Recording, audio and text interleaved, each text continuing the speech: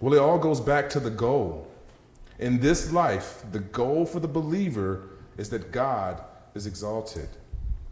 I hope you write that down. In this life, the goal for the believer is that God is exalted. If there was a big idea of this message, that is the big idea. The goal for the believer is that God is exalted. Paul says, for to me, to live is Christ and to die is gain.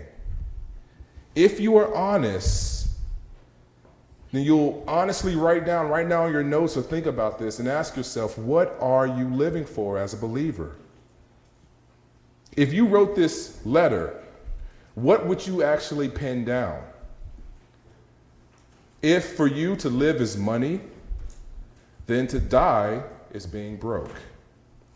And sadly, the truth is you can't take any of your money with you. No matter what you put down, for me to live is this, whether it's education, no matter what you put down, if it isn't Christ, it results in a loss.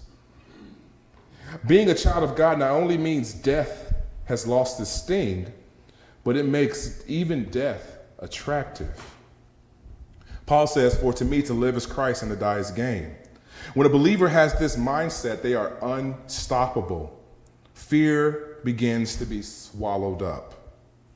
I want to look at how living for Christ and how Paul had this mindset of just this sound mind, this confidence in the Lord, how he deals with some of the fear that we fear in this room, probably right now as we speak.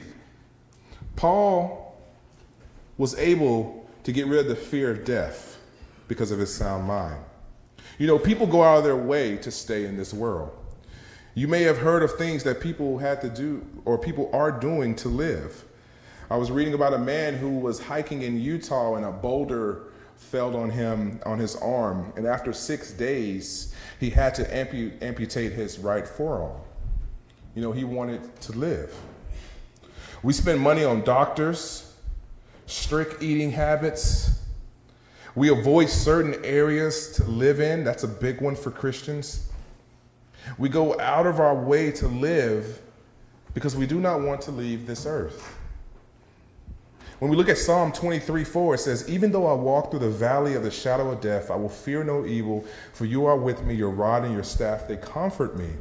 David is saying, though I may die, I will be gathered up by you like a shepherd does his sheep with his staff. You see, David has a sound mind. David has been delivered from fear and the love of this world.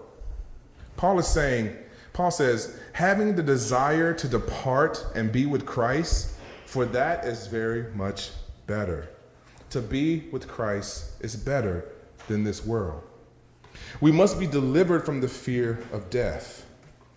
To be with Christ is gain. How many of us can write down and say that?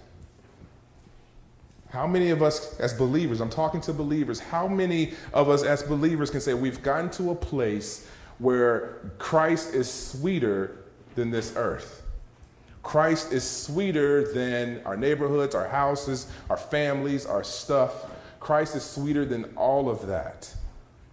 How many of us have gotten to that place?